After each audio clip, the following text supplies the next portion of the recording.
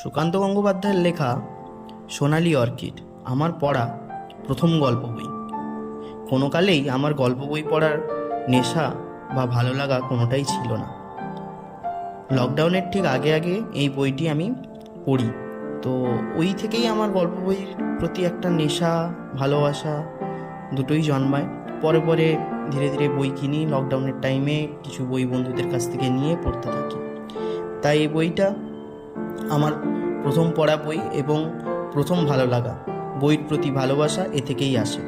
সোনালি অর্কিডে গল্প চারজন কলেজে পড়া যুবতীকে নিয়ে, তাদের প্রথম ঘুরতে যাওয়া বাড়িতে না জানিয়ে, এবং সেখানে গিয়ে তারা কী কী জিনিসের সম্মুখীন হয়েছিল তার উপর, এবং সাক্ষ্য বলে একজন ছেলে যে তাদেরই অজান্তে